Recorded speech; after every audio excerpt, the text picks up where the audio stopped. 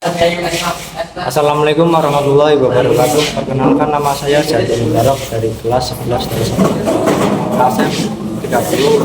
Pada kesempatan kali ini saya akan memberikan dan mempresentasikan tentang apa saja yang saya pelajari selama kegiatan PKL atau praktek kerja lapang di bengkel sumber rezeki motor Jalan Raya Kemasan Bojong depan SDN Kemasan. Pertama, sistem bodi, sistem pengereman cakram, dan sistem pengapian. Berikut adalah pengertian sistem throttle body. Throttle body adalah bagian dari sistem injeksi bahan bakar yang mengatur aliran udara menuju mesin. Throttle body bekerja dengan membuka dan menutup katup throttle valve dan mengontrol jumlah udara yang masuk ke ruang bakar mesin.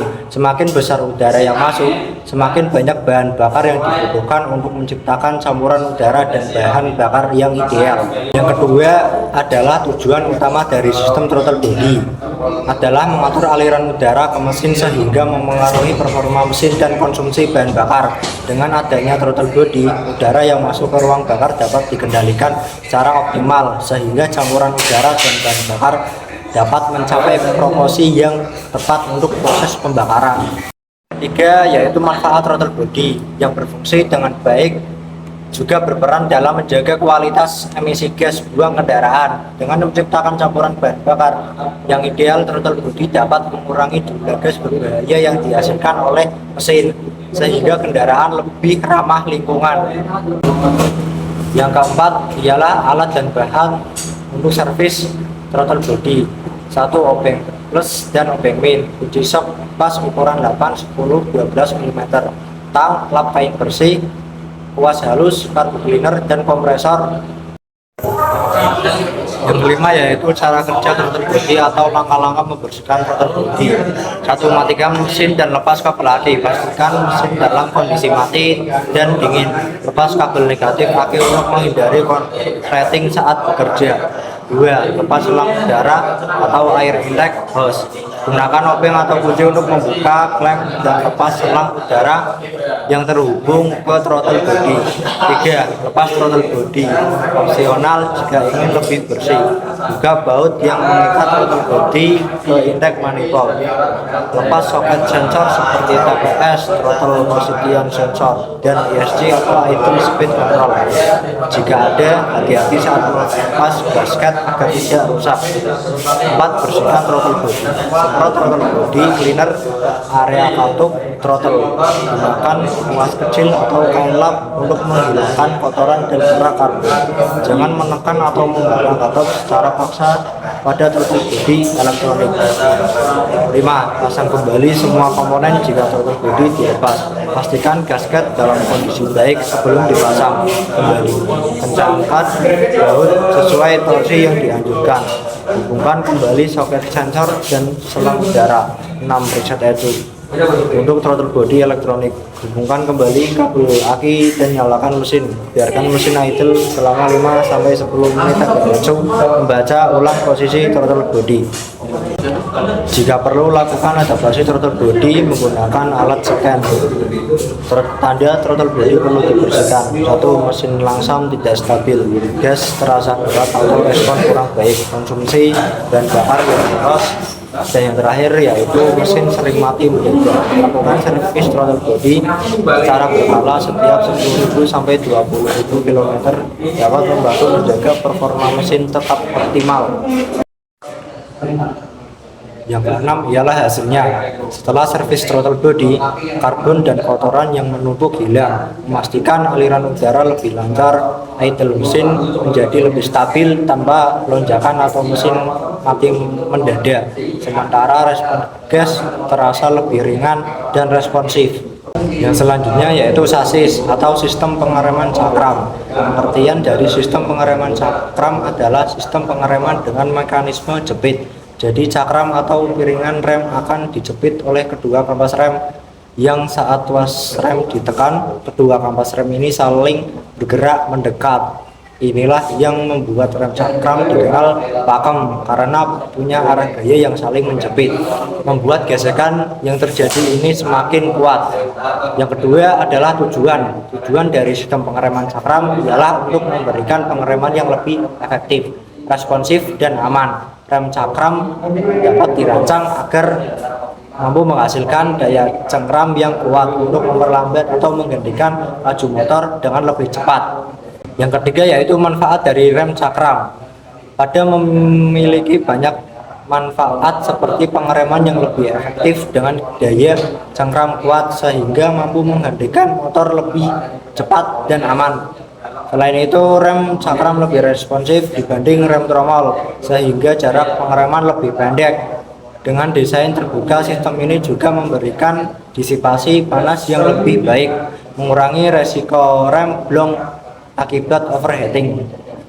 Yang keempat yaitu alat dan bahan. Kunci pas, kunci ring, kunci L, obeng, tang, kapas rem baru, grease atau gemuk. Yang kelima yaitu cara kerja. Posisikan motor di standar tengah agar roda depan tidak bergerak. Gunakan kunci untuk melepas baut kaliper rem yang menempel di sok depan.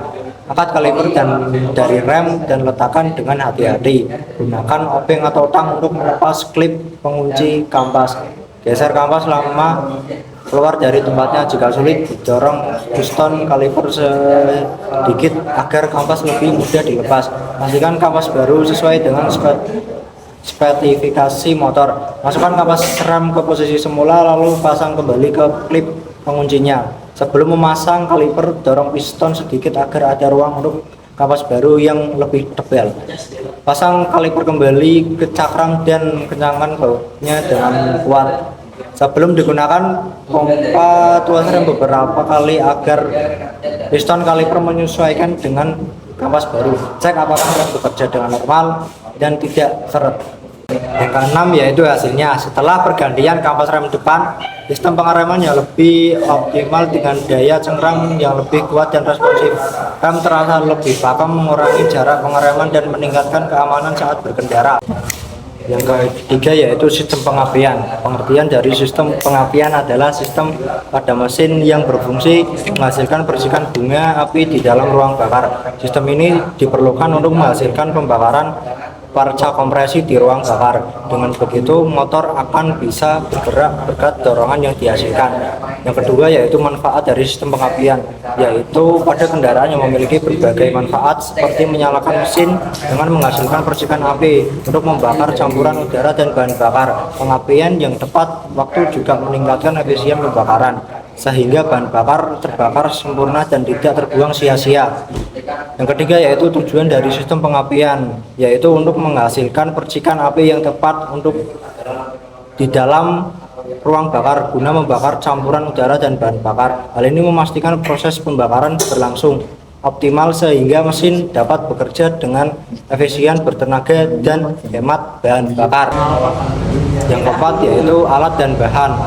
1 kunci busi, 2 obeng min dan plus, 3 multitester, 4 tang, 5 flash halus, 6 busi baru, 7 koil dan 8 kabel. Cara kerjanya yaitu periksa dan bersihkan busi.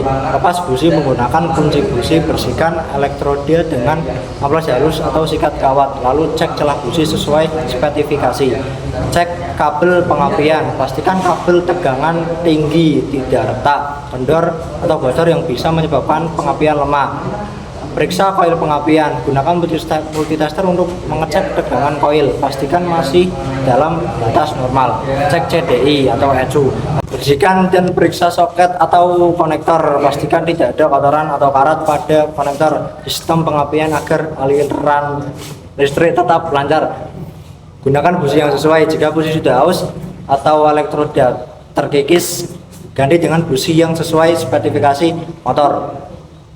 Yang keenam yaitu hasilnya. Setelah melakukan perawatan sistem pengapian, mesin menjadi lebih mudah dinyalakan, bekerja lebih stabil dan memiliki performa yang optimal. Busi yang bersih dalam kondisi baik menghasilkan percikan api yang kuat sehingga pembakaran lebih sempurna dan bahan bakar lebih efisien.